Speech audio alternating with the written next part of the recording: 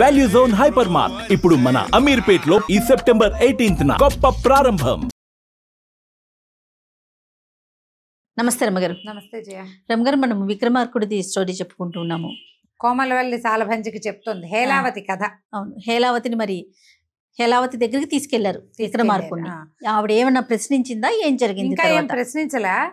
ఈ రాజుగారికి ఏమనిపించింది, విక్రమార్కుడికి స్వయంవరం ఏమో అయిపోయింది, వివాహం జరగాలి కదా, వీళ్ళు ఏం ఆశించి నన్ను లోపల తీసుకొచ్చారు, ఓహో నా గురించి తెలుసుకోవాలనుకున్నారు, వ్యాపారస్తుడి వేషంలో ఉన్నాను, నా గురించి తెలుసుకోవడానికి ఇదేదో ప్రయత్నం చేస్తున్నారని ఆయనకి చక్క భోజనం అది పెట్టారు, శుభ్రంగా తిన్నాడు, తాంబూలం వేసుకున్నాడు, అక్కడి నుంచి చూస్తున్నాడు. చూస్తుంటే తెర వెనక రాజకుమార్తె ఉన్నట్టు ఆయనకి తెలుస్తోంది. తనని అబ్జర్వ్ చేస్తున్నారు.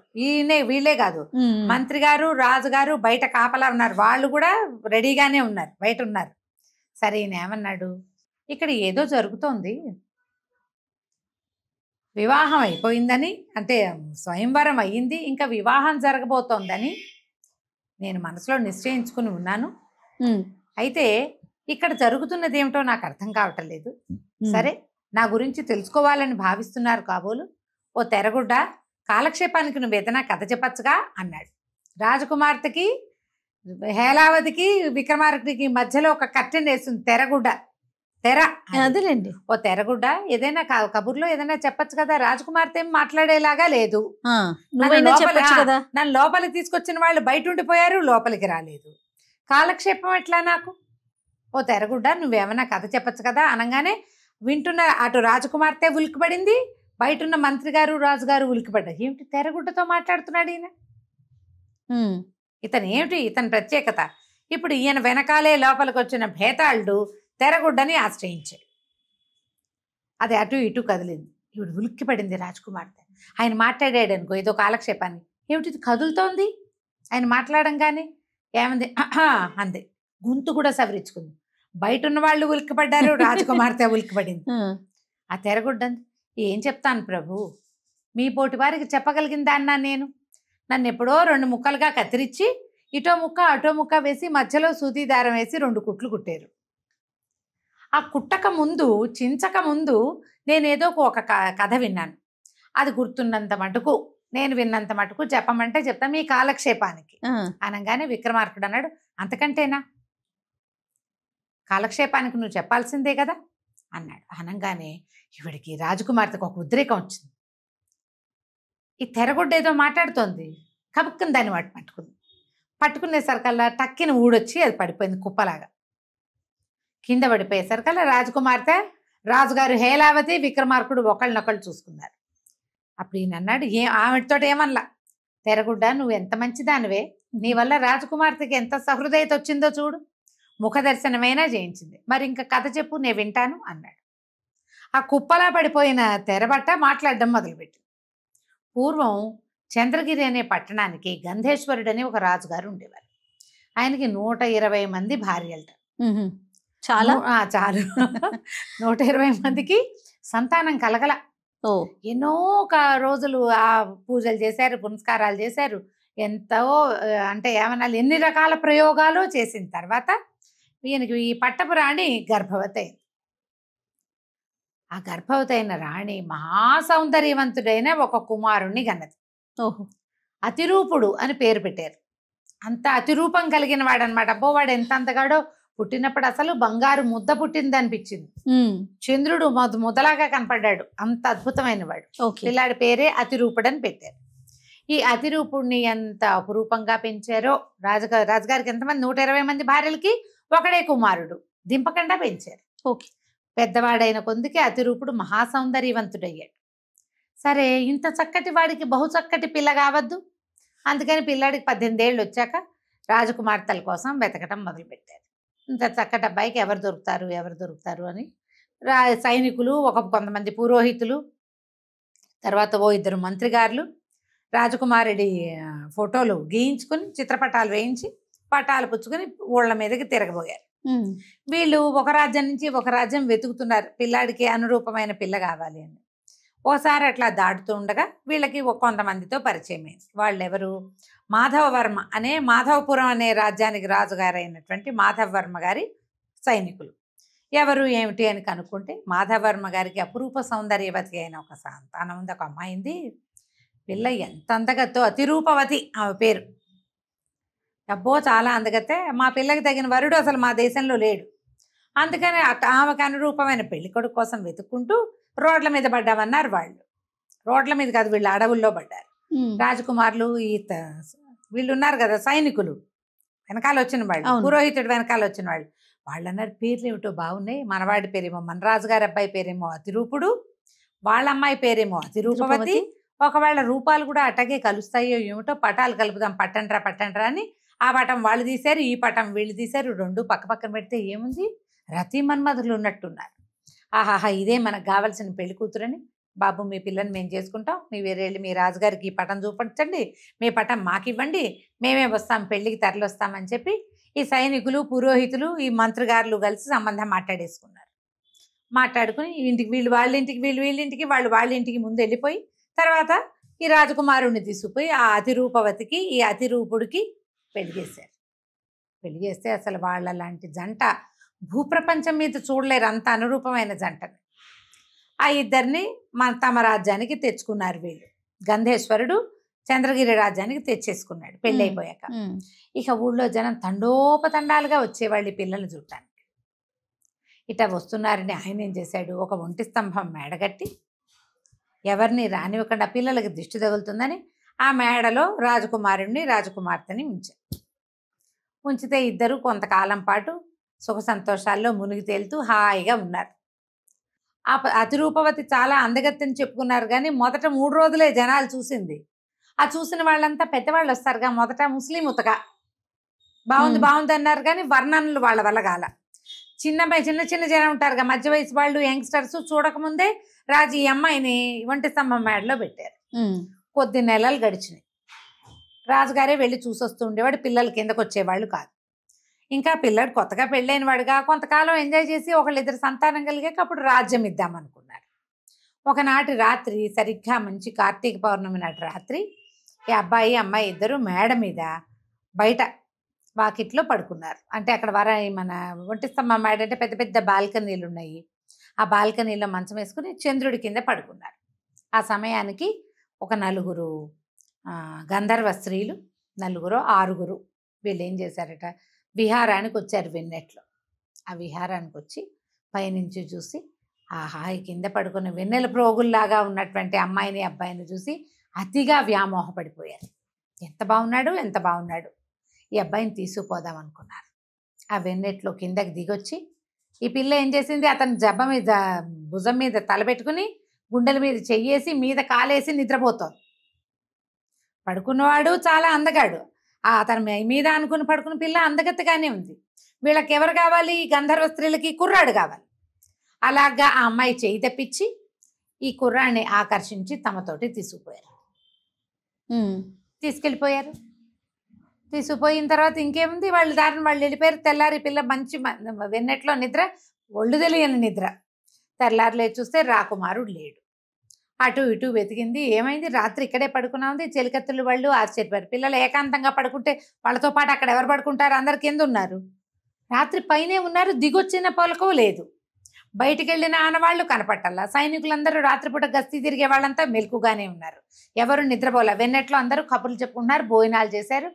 ఏ సమయంలో ఈ పిల్లవాడిని వాళ్ళు లేవదీసిపోయారో వీళ్ళకి తెలియదు. పోనీ మాయా మంత్రం ఏదైనా వస్తువు కదిలిందంటే ఏమీ కదలలేదు. పడుకున్న రాకుమార్తె యథాతథంగా అటగే పడుకుని లేచాని అంటోంది. ఇక విపరీతంగా వెతికారు, దొరకలేదు. ఆ అమ్మాయి ఏడుస్తూ ఉండిపోయింది. రాజుగారు హుటాహుటని పరిగెత్తుకొచ్చాడు, పిల్లాడి కోసం అంజనం వేశారు. మా దైవచర్య కదా, గంధర్వ స్త్రీలు తీసుకుపోయింది. దాంతో వీళ్ళకి అంజనంలో కూడా రాకుమారుడు ఏమయ్యాడు తెలియదు. ఆ అమ్మాయి అతి శోకాలతోటి అక్కడే ఉండిపోయింది అని తెరగొడ్డ ఆగిపోయింది. తర్వాత ఏమైంది అని అడిగాడు విక్రమార్కుడు. ఏమో ప్రభు, నేను ఇక్కడ దాకానే విన్నా. ఈ కథ ఇందాక విన్నాక ఎవడో దుర్మార్గుడు నన్ను అక్కడి నుంచి తీసుకుపోయాడు. ఇంకా నేను వినలేకపోయాను కథ, అదే నాకు ఇంతే తెలుసు. రాజన్నాడు, ఇంత మధ్యలో ఆపేస్తే ఇప్పుడు అబ్బాయి ఏమయ్యాడో, ఈ అమ్మాయి ఏమైందో, వాళ్ళ నాన్న ఏం చేశాడో, ప్రజలంతా ఏమయ్యారో, రాజు ఎవడో తెలియద్దా, ఎట్లా ఇప్పుడు కథ మధ్యలో ఆపేస్తే ఏ రకంగా కుదురుతుంది అనే సరుకులు తెరగొడ్డంది. నేనంటే లేను కానీ ఇదిగో చూడండి, ఇక్కడ ఒక దీపపు సమయం ఉందా, దీని నిండా జ్యోతులు పోసారు, నూనె పోసి జ్యోతులు వెలిగించారు.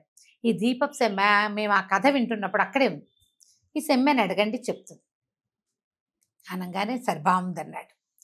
ఈ భేతాళుడు దీపపు సెమ్మెని పట్టుకున్నాడు. రాకుమార్తె ఇంట్రెస్టింగ్గా వింటోంది కథ. బయట నిలబడ్డారు రాజు మంత్రి. వాళ్ళు వింటున్నారా? వారు వినరు, కథ చెప్తే ఎవరైనా వింటారు. ఎవరు వింటలేదు ఇప్పుడు ఇక్కడ? నువ్వు ఒకదానివే వింటున్నావా? లేదు లేదు కాదు. గారు. కెమెరామెన్ ఎవరుంటే వాళ్ళు అలా బిగుసిపోయి కథ వినాల్సిందే కదా. 100%. కథల లక్షణమే అది. అప్పుడు ఏమైంది, ఈ రాజుగారు విక్రమార్కుడు అడిగాడు, ఓ దీపక్ సెమ్మ, ఈ కథ నీకు తెలుసా? తర్వాత ఏం జరిగిందో చెప్తావు అన్నాడు. ఈ దీపక్ సెమ్మ చెప్పకేం ప్రభు, నీలాంటి వాడు అడిగితే చెప్పనా నేను? ఇంత ముచ్చటగా అడిగితే ఎందుకు చెప్పను?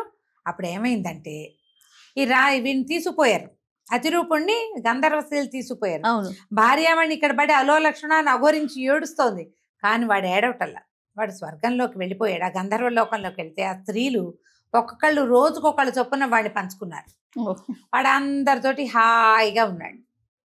15-20 రోజులు గడిచాక ఇక ఆ స్త్రీలకు ఏమనిపించింది, ఈ దేవకన్యలకి, అయ్యో ఆ పిల్ల పాపం మనమే వీడిని చూసి వ్యామోహం పట్టలేక తెచ్చాము, వీడిని భర్తగా పొందిన స్త్రీ ఎంత వ్యామోహపడుతోందో, దాన్ని ఎట్లా ఈ విరహాన్ని అనుభవిస్తోందో పాపం. సరే ఒక పని చేద్దాము, ప్రతి పౌర్ణమి నాడు ఈ భర్తను వీడిని తీసుకుపోయి వాళ్ళ ఇంట్లో మేడ మీద వదిలిపెట్టి తర్వాత తెచ్చేసుకుందాం అనుకున్నారు.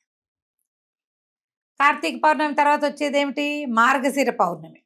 మార్గశిర పౌర్ణమి నాడు ఈ అతిరూపుణ్ణి తెచ్చి వీళ్ళ మేడ మీద వదిలిపెట్టారు. అది ఎట్లా చేశారు, ఆమె నిద్రపోతుంది, ఆమె పక్కలోకి చేర్చారు. ఆ అమ్మాయి రోజు భర్తని కలగంటోంది. ఈ పౌర్ణమి నాడు భర్త నిజంగానే వచ్చాడు. ఆ అమ్మాయి కల అనుకుంది, భర్త నిజంగానే ఆమెతోటి ఉన్నాడు.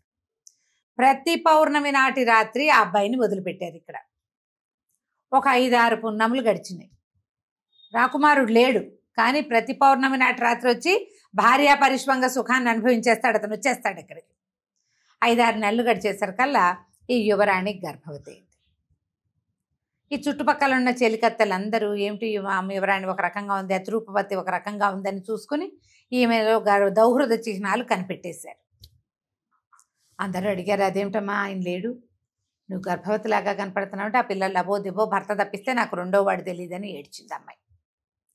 ఇక చెలికత్తెలు కొంచెం చిన్నవాళ్ళు, ఈ అమ్మాయితోటి ముందు నుంచి ఉన్నవాళ్ళు 4 వాళ్ళ ఊరు నుంచే వచ్చిన వాళ్ళు ఉన్నారుగా, వాళ్ళు కొద్ది నెలలు మేనేజ్ చేశారు బయటికి రాకుండా. విధినాడు కనపడిన చంద్రుడు తదినాడు తనంతట తనే కనిపిస్తాడు. అంతే కదా. గర్భవతులు మొదటి నెలల్లో దాస్తారు, పెద్ద నెలలు వచ్చాక గర్భాన్ని ఎట్లా దాచగలుగుతారు? ఎప్పుడైతే ఈ గర్భాల సత్వము ఆమె నడక నెమ్మదించిపోవటము, ఎవరో ఒకరిద్దరు సైనికులు, తర్వాత బయట నుంచి వచ్చి రాజుగారి దగ్గర నుంచి వచ్చి కుశలం కనుక్కునే పెద్ద దాసీలు కనిపెట్టేశారు ఈ అమ్మాయి గర్భవతిగా ఉంది అని. వాళ్ళు పోయి రాజుగారికి అందించారు. ఆయన నానా కేకలు పెడుతూ వచ్చాడు. వచ్చేసరికి ఈ అమ్మాయి లబోది బొమ్మని ఏడ్చింది. నేనేం చేయలేదు, నేను ఎక్కడికి వెళ్ళలేదు, అసలు పోతుటీగా కూడా ప్రవేశించడానికి వీల్లేని కట్టుదిట్టమైన కట్టడం ఇది, ఎవరు వచ్చిన వాళ్ళు లేరు, ఇది ఎలా జరిగిందో నాకు తెలియదు అంటుంది ఆమె. ఎందుకంటే ప్రతి పౌర్ణమి నాడు రాత్రి ఆమె నిద్రలో ఉండగానే భర్త వస్తాడు. ఆ జరిగిందేదో అమ్మాయి కాలనుకుంటుంది, కొన్నిసార్లకి అసలు ఒళ్ళు తెలియని స్థితిలోనే ఉంది, ఆమెకు తెలియదు. దాంతో రాజుగారు విపరీతమైన కోపంతో ఈ అమ్మాయిని దేశ బహిష్కరణ చేసేశాడు. నిండు నెలల గర్భవతి పొమ్మన్నారు. ఏం చేస్తుంది, ఏడ్చుకుంటూ పోయింది. పోయి నగరం నుంచి బయటికి వెళ్ళిపోయి అక్కడ ఒక పురాతనమైన శ్మశానం ఉంటే ఆ శ్మశానంలో ఒళ్ళు అంటించేసుకుందాం అనుకుంది. శ్మశానంలో చితిలో కలిసిపోవాలి అనుకుంది. ఆ వెళ్ళేసరికల్లా ఎవరో ఒక స్త్రీ అక్కడ కూర్చుని ఏడుస్తున్న ఆవిడ ఈ చితిలోకి ప్రవేశించబోతున్న ఈ గర్భిణీ స్త్రీని చూసి వెనక నుంచి కావిటేసుకుని ఆపిందమ్మా, అమ్మ ఎవరమ్మా నువ్వు, ఎందుకమ్మా చచ్చిపోతున్నావు, గర్భపైగా ఇంకో జీవిని కూడా ఎట్టా చంపుతావు నువ్వు అన్యాయంగా అని చెప్పి అమ్మాయిని యువతలు లాక్కొచ్చింది. చూస్తే రాజకుమార్ తల్లి ఉంది, మెడ ఒంటి మీద బోల్డు నగలు ఉన్నాయి, ఎన్నో కొన్ని నగలు ఉన్నాయి, వడ్డాణాలు అవి లేవు. కానీ సరే ఆ బతిమలాడింది, ఎందుకమ్మా ఇట్లా చేస్తావు అంటే అమ్మాయి వల్ల ఏడ్చి ఏం జరిగిందో నాకు తెలియదు. అయితే ఎవరు నమ్ముతారు దీన్ని? ఈ ఉన్న స్త్రీ ఎవరు? ఆమె ఒక వేశ్య, ఆ నగరంలో ఉంటుంది. అయితే ఆమెకి ఒక 16-14 సంవత్సరాల కూతురుంది. ఆ పిల్ల కాస్త విపరీతమైన విషజ్వరం ఏదో వచ్చి చనిపోయింది. ఆ పిల్లని ఖననం చేయటానికి వచ్చింది. ఖననం చేశాక చుట్టాల పక్కాలంతా పోయారు. ఆ దుఃఖంతో ఈవిడ అక్కడే కూర్చునింది, కూతురుని పోగొట్టుకుంది కదా. ఆ ఏడుపులో ఈ 16-18 సంవత్సరాల ఈ గర్భవతి పిల్లని చూసేసరికల్లా ఆవిడకి ఏమనిపించింది, కన్నాక ఈ పిల్లని మనం వాడుకోవచ్చు, పిల్ల అందంగా ఉంది కదా, ఇప్పుడు ఏదో చేయకుండా దీన్ని గర్భం ఎట్టా వచ్చింది, నిజం చెప్పటం లేదు అని చెప్పి, మా అమ్మ మా తల్లి అట్ట ఏం చేయబోక పిల్లనో కానీ చల్లగా నీళ్ళు పోసుకున్నాక ఏదో చేద్దు కానీ దాదా మా ఇంటికి పోదామని చీకటి మాటున ఈ పిల్లని వెంట పెట్టుకుని తీసుకెళ్ళిపోయింది. తీసుకుని వెళ్ళి ఆ ఊళ్ళోనే గంధేశ్వరుడి నగరంలోనే ఒక వేశ్యవాటికలో ఒక పురాతన మందిరంలో ఈ రాజకుమార్తె ఉండిపోయింది. ఇన్ని మలుపులో చూడండి. ఉండిపోయిన తర్వాత ఏమైంది, అమ్మాయి గర్భవతి కదా, ఎప్పుడో ఒకప్పుడు ఇవాళ రేపో కనబోతుంది. ఈ దాసి ఈవిడేం చేసింది, వేశ్యమాత ఈ పురుడు పోయటానికి వచ్చేటువంటి దాన్ని ఏదో అంటారు కదా, ఏమంటారు పురుడు పోసే వాళ్ళని, మంత్రసాని. ఆ మంత్రసానికి ఏం చెప్పింది, ఆడపిల్ల పుడితే ఉంచు, మగపిల్లాడు పుడితే తీసుకెళ్ళి ఎక్కడైనా పారేసేసి, అయ్యో చంపేసేయి, పిల్లాన్ని చెరులోనే పడేసేయి, నేను ఏదో ఒకటి చెప్పుకుంటాను. ఈమెకి పరమలక్షణ లక్షితుడుగా ఉన్నటువంటి అందమైన కుమారుడు కలిగాడు. మంత్రసాని ఏం చేసింది, సరే పిల్లవాడిని ఎత్తుకుని బయటికి వెళ్ళిపోయింది. ఈ అతిరూపవతికి మెలకు వచ్చింది, నా బిడ్డేడమ్మా అని ఏడ్చేసరికల్లా ఈ వేశ్యమాత అంది, అయ్యో అయ్యో ఏం గర్భమే అమ్మా నీదేదో మాయ గర్భం, ఇదిగో చూడు ఈ గుండ్రాయి పుట్టిందని ఒక నల్లటి ఇంత గుండ్రాయిని చూపించింది. ఈ పిల్ల కూడా ఏమనుకుంది, నేనేం గర్భం ధరించలేదు, నా వల్ల ఏం జరగల, నా భర్త అసలు లేడు, సంవత్సరం పైన అయిపోయింది, నాకు గర్భం రావడమే విచిత్రం, ఏదో శాపవశాత్తు ఇదేదో కలిగింది అని తనకు సంతానం కలిగిందని నమ్మల అమ్మాయి.